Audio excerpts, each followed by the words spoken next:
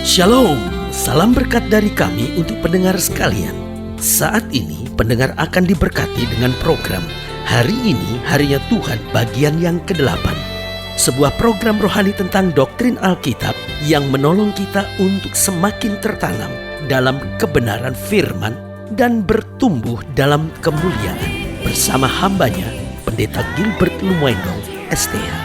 Banyak orang merasa doktrin Alkitab sebagai sesuatu yang membingungkan. Tetapi tahukah saudara bahwa doktrin Alkitab intinya adalah memahami Alkitab dengan benar, dengan pemahaman yang sistematis, sehingga kita terus dapat tertanam di dalam kebenaran firman, sehingga kita terus bertumbuh di dalam kemuliaan Allah. Buka hati saudara sekalian untuk menerima berkat-berkat firman-Nya hari ini. Kita hidup hari-hari ini pada sebuah zaman di mana orang senang membuka aib orang lain. Sehingga dunia hari-hari ini penuh dengan orang yang saya sebut senang mempermalukan orang lain. Rasanya orang sekarang tuh senang sekali mempermalukan orang lain. Bahkan kadang-kadang misalnya dalam hubungan yang paling dekat, misalnya suami istri, kadang-kadang suami mempermalukan istrinya sendiri. Aduh, saya punya istri tuh bodoh banget sih gitu ya kan. Dia ngomong sama orang tentang itu. Atau mungkin istri mempermalukan suaminya. Aduh, saya punya suami itu.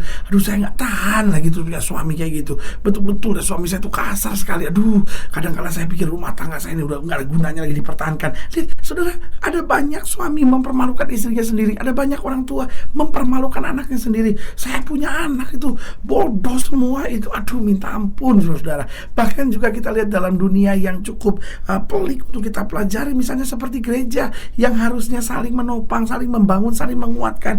Tetapi apa itu? Saling mempermalukan. Itu kan gereja itu kan gak benar itu. Itu kan gereja itu gak ada Roh Kudus itu. Itu gereja itu apa itu katanya Roh Kudus, tapi nggak karu-karuan tuh pelayanannya. Itu kan pendeta itu begini-begini. Aduh, saudaraku yang kasih dalam Tuhan, kenapa kita hidup di tengah dunia yang senang mempermalukan orang lain? Kenapa? Karena sekarang kita perhatikan di sekitar kita, orang senang menertawakan kekurangan orang, menertawakan kelemahan orang, memperbincangkannya, mengejek-ejeknya. Itu kan dia begini, itu kan dia begitu. Karena dunia di mana kita hidup, dunia yang senang membuka aib orang lain, membicarakan masalah-masalah orang, program-program gosip di televisi misalnya, ya kan, program-program gosip di radio, lalu tabloid yang berbicara tentang gosip, senang sekali membicarakan masalah-masalah orang. Rasanya hari-hari ini berlaku apa kata orang-orang media, bahwa berita buruk adalah berita baik. Pokoknya kalau ada masalah itu baik, kalau ada keributan itu baik, kalau ada perceraian itu baik. Karena orang sekarang senang sekali membuka aib orang lain, menertawakan kekurangan, kelemahan orang, membicarakan masalah-masalah orang. Lalu kemudian akhirnya apa? Memandang rendah orang gitu kan. Dia kan begini, dia kan begini, mengungkit-ungkit masa lalu orang. Itu menjadi sesuatu yang menyenangkan buat orang sekarang. Tapi sebagai hamba Allah, saya hanya mau ingatkan bahwa janji Tuhan bagi setiap kita orang percaya bahwa kita tidak akan mendapat malu, karena Tuhan ingin menyatakan kemuliaan dari tengah-tengah kita. Haleluya. Selamat datang dalam program kita Hari Ini Harinya Tuhan, bahwa program rohani yang kembali mengingatkan kepada kita betapa pentingnya kita menjadikan firman Tuhan sebagai dasar keseharian hidup kita. Karena selama kita menjadikan firman Tuhan sebagai dasar keseharian hidup kita, langkah-langkah ke depan kita penuh dengan kepastian, kemenangan, berkat, mujizat, dan perkara-perkara besar. Haleluya. Dan dalam program ini kita sedang membahas tentang tidak akan mendapat malu. Karena saudaraku yang kasih dalam Tuhan, mengalami rasa malu tidak ingin diraih oleh siapapun. Bahkan itu satu keadaan yang sangat dihindari oleh setiap orang. Setiap orang rasanya akan begitu down, akan begitu merasa tidak berarti hidupnya kalau diperhadapkan pada rasa malu. Tuhan berjanji bahwa Dia tidak pernah akan mempermalukan orang yang berharap kepadanya. Haleluya. Satu ayat penting kita mau pelajari dalam Sefanya pasal 3. Sefanya pasal 3 ayat yang ke-11. Sefanya pasal 3 ayat 11. Demikian firman Tuhan.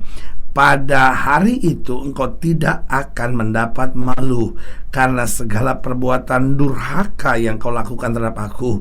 Sebab pada waktu itu aku akan menyingkirkan daripadamu orang-orang yang ria congkak, dan engkau tidak akan lagi meninggikan dirimu di gunungku yang kudus. Saudaraku yang kasih dalam Tuhan, Alkitab menggambarkan bahwa pada waktu-waktu yang lalu engkau pernah melakukan yang durhaka terhadap aku. Seharusnya aku memukul engkau, tetapi aku Tuhan yang penuh dengan belas kasihan.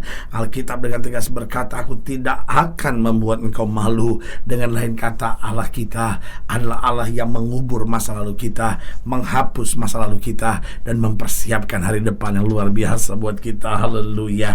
Nah, pertanyaannya, bagaimana supaya jalan hidup kita tidak membuat kita menjadi malu? Karena seringkali Tuhan sebetulnya sudah rancangkan yang baik, tetapi kita yang membuat hidup kita malu sendiri. Kita pacaran dengan suami orang, misalnya saudara sudah punya istri, masih tertarik sama perempuan lain, masih pacaran sama orang muda lagi perempuan, ya kan? Sampai orang bilang, ya ampun, itu pacarnya itu sama seumur anaknya, ya kan? Lalu kita pacaran, lakukan hubungan seks sebelum nikah. Kita mendatangkan malu buat diri kita sendiri. Kita sudah pergi ke gereja tetapi masih hidup dalam dosa. Kita mendatangkan malu buat diri kita sendiri, sampai kita menjadi bahan tertawan orang. Itu katanya orang Kristen kok kelakuannya kayak begitu, ya kan? Nah, bagaimana kita supaya tidak mendapat malu? Yang pertama, kita tidak akan pernah mendapat malu jika kita selalu rendah hati.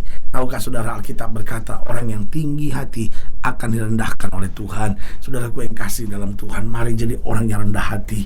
Sesukses apapun saudara, segagal apapun saudara, mari jadi orang yang rendah hati. Ada orang yang berkata bahwa, iya pendeta, kalau lagi gagal sih gampang rendah hati. Enggak juga saudara-saudara. Soal hati itu bukan soal sukses atau gagal. Soal hati adalah soal hati. Ada banyak orang, sampai ada istilah gini kan, udah miskin sombong lagi, ya kan? Ada banyak orang udah gagal masih sombong.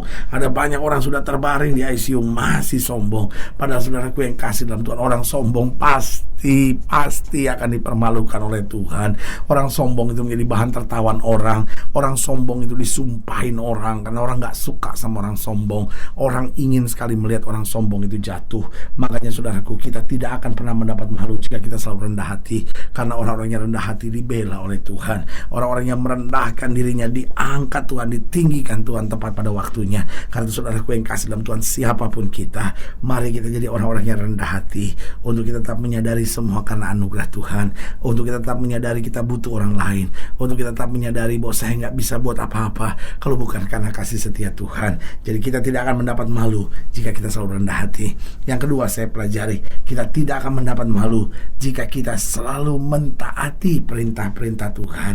Karena Alkitab dengan tegas berkata, kalau kamu melakukan firman-Ku, maka kamu akan beruntung dalam segala jalanmu. Saudaraku yang kasih dalam Tuhan, seringkali kita pikir kita bisa. Seringkali kita pikir, oh saya sanggup. Kadang-kala kita pikir, wah saya kan sudah berpengalaman. Lalu apa yang terjadi? Kita mulai langgar perintah Tuhan. Karena kita pikir, wah ini nih yang bisa mendatangkan untung besar. Kita mulai pikir, wah ini kan saya udah biasa mengerjakan ini. Saudaraku yang kasih dalam Tuhan, orang yang tidak mentaati perintah Tuhan berbahaya sekali. Alkitab bicara tentang Simson. Siapa Simson itu? Seorang nazir Allah, dipilih oleh Tuhan, mempunyai kekuatan dan karunia yang luar biasa.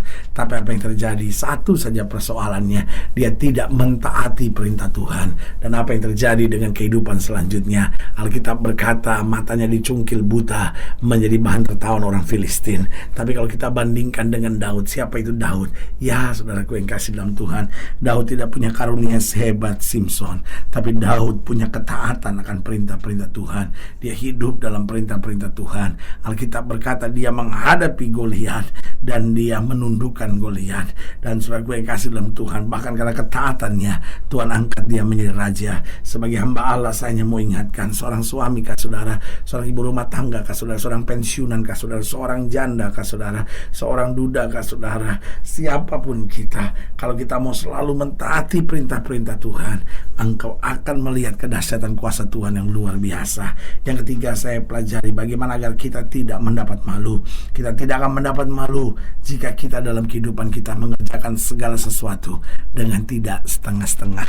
Ada banyak orang, dia doa tapi setengah-setengah, dia baca Alkitab tapi setengah-setengah, dia melayani Tuhan tapi setengah-setengah. Apapun yang dia kerjakan, selalu dia kerjakannya dengan setengah-setengah. Sebagai hamba Allah, saya hanya mau ingatkan buat saudara, apapun yang kita kerjakan dengan setengah-setengah pasti akan mendatangkan kekecewaan, pasti akan mendatangkan malu dalam hidup kita. Tetapi kalau kita kerjakan segala sesuatu dengan sungguh-sungguh, meskipun kita orang biasa, meskipun kita adalah orang yang tidak diperhitungkan oleh orang lain, tapi kalau kita sungguh-sungguh, kita kerjakan dengan segenap hati kita. Saudaraku yang kasih dalam Tuhan, selalu saya katakan ini, Allah saya tidak buta, Allah saya tidak tuli.